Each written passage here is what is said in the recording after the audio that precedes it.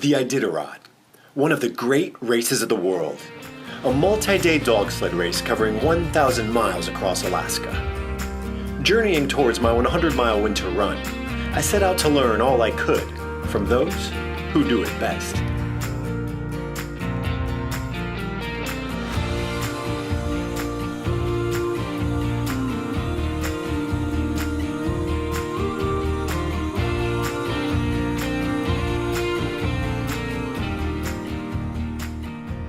This is Muddy Waters.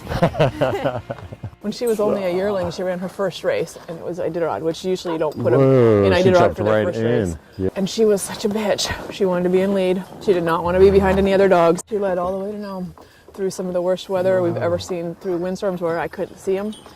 And my sled was getting blown over, and I was rolling from the wind. Yeah. And I could hear her up in the front barking that she was wanting to go. She didn't like it when we stopped all the way. Go big or go home, huh? She's just a badass. She's a little badass. Yeah. We run 6 to 8 hours Wednesdays and then real long on weekends. I get asked probably most frequently, what do you think about as a runner? What's going through your mind out there? A lot of times it's sort of calculating what's next, or how's my time doing, how the dog's looking, that kind of stuff. But there's a lot of time where you're just sort of unplugged and just absorbing the surroundings, which is a part of, it's kind of a form of meditation, really. And there's this thing about moving slowly through a landscape where you're immersed in it that's completely different than going through it on a car. You're just sort of slowly moving through a landscape, then you experience it in a much different way. And then there's also, it's sleep deprivation. If I'm getting 2 hours of sleep a day, it might take me a long time to figure out what I want to do next. She's been eating poop. I wouldn't pet her.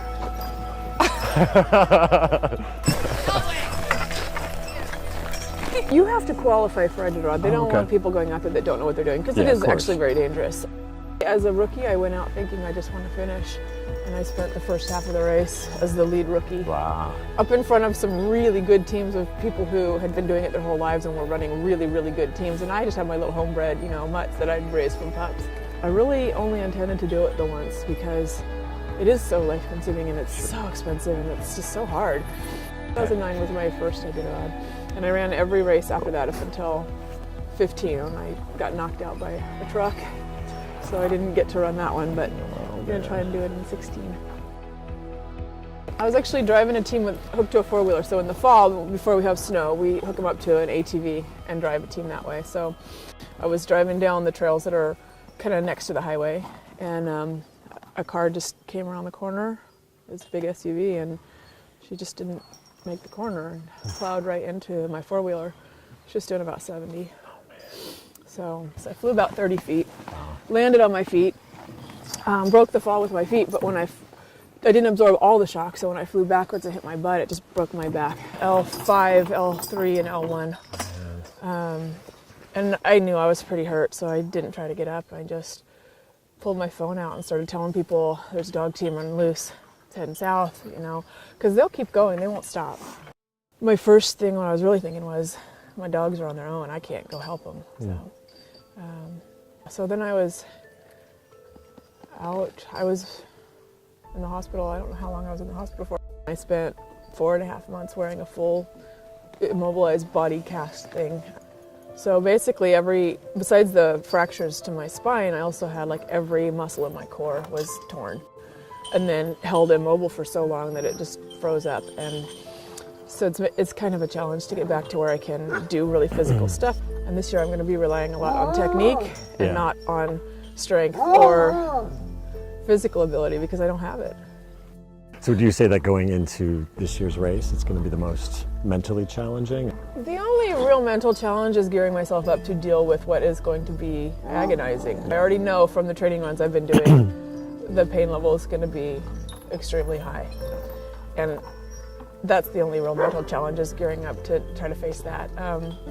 The physical challenges are really very real, and I know what I'm getting into. I've done it enough times, but I can't sit around and just watch stuff happen. Perseverance.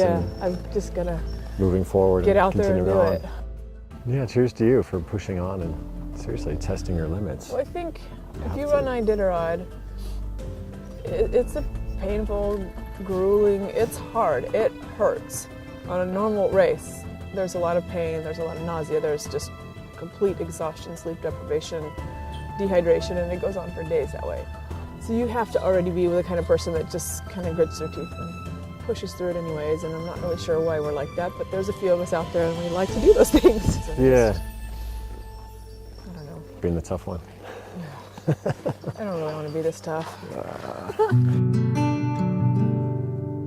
And you put your feet on the runners. All right, pretty good traction. So the main cardinal rule of dog mushing is you never let go. This is a drag mat. You can kind of, so this side keeps moving, this side stops, right? So you've basically got three forms of stopping. You've got a drag, a brake, and a hook.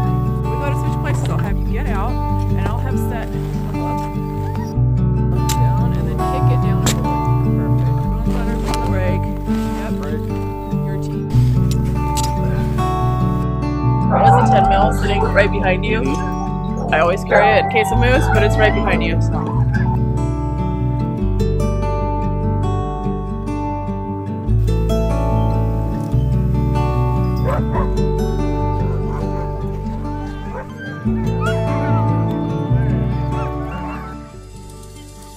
And suddenly, we were off.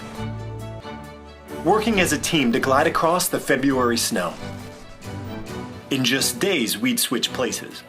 I'd be one of the dogs pulling my sled of gear across some of the very same trails as these Iditarod masters. But till then, I'd enjoy the ride.